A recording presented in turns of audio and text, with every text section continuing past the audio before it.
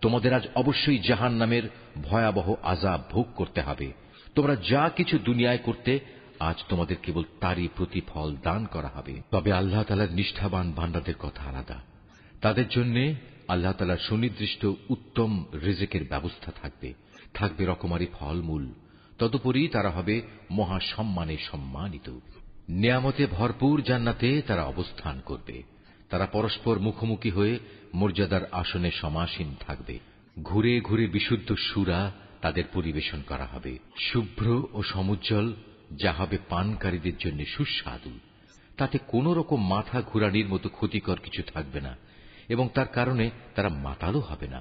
তাদের সাথে আরো থাকবে সলজ্জ, নম্র ও আয়তলোচনা তরুণীরা। তারা যেন সযত্নে লুকিয়ে রাখা ডিমের মতো উজ্জ্বল গৌর বর্ণ সুন্দরী।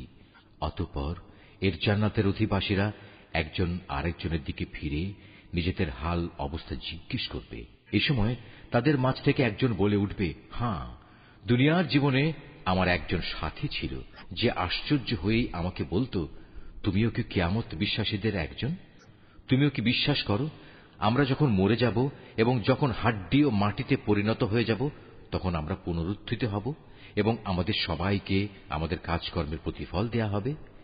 এ সময় আল্লাহর পক্ষ থেকে ডাক আসবে, আচ্ছা, তোমরা কি একটু উঁকি দিয়ে তোমাদের সে সাথীকে এক নজর দেখতে চাও? অতঃপর সে একটু ঝুঁকে তাকে দেখতে পাবে। সে রয়েছে জাহান্নামের ঠিক মাঝখানে। তাকে আযাবে জ্বলতে দেখে সে বলবে, আল্লাহ তাআলার কসম, দুনিয়াতে তুমি তো আমাকে প্রায় ধ্বংসই করে ফেলছিলে। আমার উপর আমার মালিকের অনুগ্রহ না থাকলে আমিও আজ তোমার মতো আযাবে গ্রেফতার করা এই লোকদের দলে শামিল থাকতাম। হ্যাঁ, এখন তো আমাদের আর মৃত্যু হবে না। অবশ্য আমাদের প্রথম মৃত্যুর কথা আলাদা। এখন তো আমাদের আর কোন রকম আযাবও দেয়া হবে না। সমস্বরে তারা সবাই বলবে, অবশ্যই এটা হচ্ছে এক বড় ধরনের সাফল্য। এ ধরনের মহা সাফল্যের জন্য কর্ম সম্পাদনকারীদের অবশ্যই কাজ করে যাওয়া উচিত। বলতো, আল্লাহর বান্দাদের জন্য এই মেহমানদারি ভালো না আযাবের জাক্কুম বৃক্ষ ভালো? জালেমদের জন্য আমি তা বিপদ স্বরূপ বানিয়ে রেখেছি। মূলত তা হচ্ছে এমন একটি গাছ যা জাহান্নামের তলদেশ থেকে উদ্গত হয়। তার ফলগুলো এমন বিশ্রী, মনে হবে তা বুঝি এক একটা শয়তানের মাথা। যারা জাহান্নামের অধিবাসী তারা এ থেকেই ভক্ষণ করবে এবং এ দিয়েই তাদের পেট ভর্তি করবে। অতঃপর তার উপর ফুটন্ত পানি ও পুঁজ মিলিয়ে তাদের পান করার জন্য দেয়া হবে। তারপর নিঃসন্দেহে তাদের প্রত্যাবর্তন স্থান হবে অতলান্ত জাহান্নামের দিকে। নিঃসন্দেহে তারা তাদের পিতামাতাকে গোমরাহ হিসেবে পেয়েছে। তারপরেও নির্বিচারে তারা তাদের গোমরাহ পিতামাতাদের পদাঙ্ক অনুসরণ করে চলেছে। তাদের আগে তাদের পূর্ববর্তীদের অধিকাংশ লোকও এভাবে গোমরাহ হয়ে গিয়েছিল। তাদের মধ্যেও আমি সতর্ককারী নবী পাঠিয়েছিলাম। অতএব হে নবী, তুমি একবার চেয়ে দেখো, যাদের এভাবে সতর্ক করা হয়েছিল তাদের কি ভয়াবহ পরিণাম হয়েছে। অবশ্য আল্লাহ তাআলার নিষ্ঠাবান বান্দাদের কথা আলাদা। তারা আযাব থেকে একান্ত নিরাপদ। একসময় নূহও সাহায্য চেয়ে আমাকে ডেকেছিল। তার জন্য কত উত্তম সাড়া দানকারী ছিলাম আমি। তাকে এবং তার পরিবার পরিজনদের আমি এক মহা সংকট থেকে উদ্ধার করেছি। তারই বংশধরদের আমি দুনিয়ার বুকে অবশিষ্ট রেখে দিয়েছি। অনাগত মানুষদের মাঝে আমি তার উত্তম স্মরণ অব্যাহত রেখেছি। সৃষ্টিকুলের মাঝে নূহের উপর সালাম বর্ষিত হোক। অবশ্যই আমি এভাবে সৎ কর্মপরায়ণশীলদের পুরস্কৃত করি। নিঃসন্দেহে সে ছিল আমার মোমেন বান্দাদের অন্যতম। অতঃপর তার জাতির অবশিষ্ট কাফের সকলকে আমি বন্যার পানিতে ডুবিয়ে দিয়েছি। নূহের পথ অনুসারী দলের মাঝে ইব্রাহিমও ছিল একজন। যখন সে বিশুদ্ধ মনে তার মালিকের কাছে হাজির হয়েছিল, যখন সে তার পিতা ও তার জাতিকে জিজ্ঞেস করেছিল, হায়, তোমরা সবাই এসব কিসের পূজা করছো? তোমরা কি আল্লাহকে বাদ দিয়ে মন গড়া মাবুদদেরই পেতে চাও? বলো, এ সৃষ্টিকুলের মালিক সম্পর্কে তোমাদের ধারণা কি? অতঃপর সে একবার সত্যের সন্ধানে তারকা রাজির দিকে তাকাল।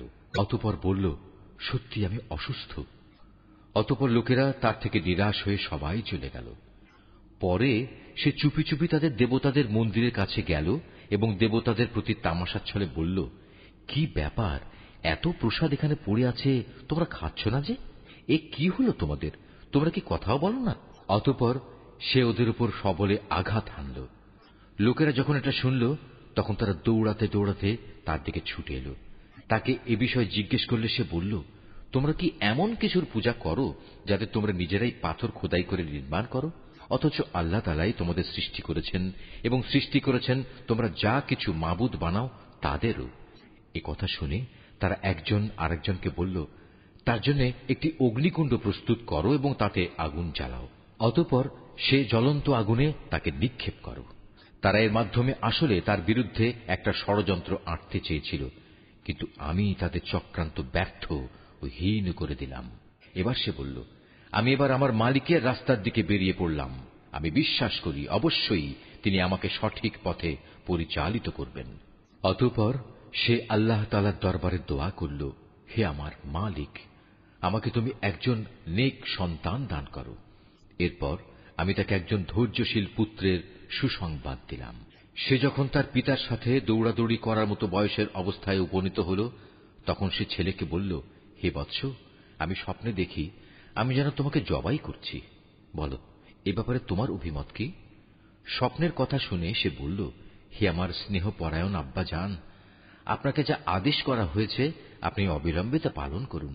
ইনশাআল্লাহ আপনি আমাকে এ সময়ও ধৈর্যশীলদের মাঝে পাবেন। অতঃপর যখন তারা পিতা পুত্র দুজনেই আল্লাহ তাআলার ইচ্ছার সামনে আত্মসমর্পণ করল এবং সে তাকে জবাই করার উদ্দেশ্যে কাত করে শুইয়ে দিল, তখন আমি তাকে ডাক দিয়ে বললাম, হে ইব্রাহিম, তুমি আমার দেখানো স্বপ্ন সত্য প্রমাণ করেছ। আমি তোমাদের উভয়কে মর্যাদাবান করব। মূলত আমি এভাবেই সৎ কর্মশীল মানুষদের পুরস্কার দিয়ে থাকি। এটা ছিল তাদের উভয়ের জন্য একটা সুস্পষ্ট পরীক্ষা মাত্র। এ কারণেই আমি তার ছেলের পরিবর্তে আমার নিজের পক্ষ থেকে একটা বড় কোরবানির জন্তু সেখানে দান করলাম। অনাগত মানুষদের জন্য এই বিধান চালু রেখে তার স্মরণ আমি অব্যাহত রেখে দিলাম। শান্তি বর্ষিত হোক ইব্রাহিমের ওপর। আর এভাবেই আমি আমার নেক বান্দাদের পুরস্কার দিয়ে থাকি। অবশ্যই সে ছিল আমার মোমেন বান্দাদের একজন। কিছুদিন পর আমি তাকে এ মর্মে ইসহাকের জন্মের সুসংবাদ দান করলাম যে সে হবে নবী ও আমার নেক বান্দাদের একজন। আমি তার উপর ও তার সন্তান ইসহাকের উপর আমার অগণিত বরকত নাজিল করেছি। তাদের উভয়ের বংশধরদের মাঝে কিছু সৎ কর্মশীল মানুষ যেমন আছে, তেমনি আছে কিছু নাফরমান, যে নিজের উপর নিজে জুলুম করে স্পষ্ট অত্যাচারী হয়ে বসে আছে। আমি মুসা ও হারুনের উপর অনেক অনুগ্রহ করেছি। আমি তাদের দুজনকে ও তাদের জাতিকে বড় রকমের এক সংকট থেকে উদ্ধার করেছি। আমি ফিরআউনের মোকাবেলায় তাদের প্রভূত সাহায্য করেছি, ফলে এক পর্যায়ে তারা বিজয়ীও হয়েছে। আমি তাদের উভয়কে বিশদ গ্রন্থ তাওরাত দান করেছি। এর মাধ্যমে তাদের উভয়কে আমি দ্বীনের সহজ পথ বাতলে দিয়েছি। আমি অনাগত মানুষদের মাঝে তাদের উত্তম স্মরণ অব্যাহত রেখেছি। সালাম বর্ষিত হোক মুসা ও হারুনের উপর। অবশ্যই আমি নেককার লোকদের এভাবে পুরস্কার দিয়ে থাকি। মূলত এরা দুজনই ছিল আমার মোমেন বান্দাদের অন্তর্ভুক্ত। আমার বান্দা ইলিয়াসও ছিল রসুলদের একজন। যখন সে তার জাতিকে ডেকে বলেছিল, তোমরা কি আল্লাহ তাআলাকে ভয় করবে না? তোমরা কি বাল দেবতাকেই ডাকতে থাকবে? আল্লাহ তাআলা যিনি শ্রেষ্ঠ স্রষ্টা, তাকে এভাবেই পরিত্যাগ করবে? আল্লাহ তাআলা যিনি তোমাদের মালিক, মালিক তোমাদের পূর্ববর্তী বাপ দাদাদেরও। কিন্তু তারা তাকে মিথ্যাবাদী সাব্যস্ত করল। কাজেই অতঃপর তাদের অবশ্যই দণ্ড ভোগ করার জন্য হাজির করা হবে। তবে আল্লাহ তাআলার নিষ্ঠাবান বান্দাদের কথা আলাদা। আমি অনাগত মানুষদের মধ্যে তার উত্তম স্মরণ বাকি রেখে দিয়েছি। সালাম বর্ষিত হোক ইলিয়াসপন্থী নেক বান্দাদের উপর। তাদের স্মরণ অব্যাহত রেখে আমি এভাবেই সৎ কর্মপরায়ণ মানুষদের পুরস্কার দিয়ে থাকি। অবশ্যই সে ছিল আমার নেক বান্দাদের মধ্যে একজন। নিঃসন্দেহে লূতও ছিল রসুলদের একজন। যখন আমি তাকে এবং তার সকল পরিবার পরিজনকে একটি পাপী সম্প্রদায়ের উপর আগত আযাব থেকে উদ্ধার করেছি, একজন বৃদ্ধা মহিলা বাদে, কেননা সে ছিল পেছনে পড়ে থাকা ধ্বংসপ্রাপ্ত লোকদেরই অন্তর্ভুক্ত। অতঃপর অবশিষ্ট সবাইকে আমি বিনাশ করে দিয়েছি। তোমরা তো ভ্রমণের সময় তাদের সে ধ্বংসাবশেষগুলোর উপর দিয়েই ভোরবেলায় পথ অতিক্রম করে থাকো। অতিক্রম করো প্রতি সন্ধ্যা ও রাতের বেলায়। তবু কি তোমরা এই ঘটনা থেকে কিছু শিক্ষা গ্রহণ করবে না? ইউনুসও ছিল রসুলদের একজন। এটা শেষ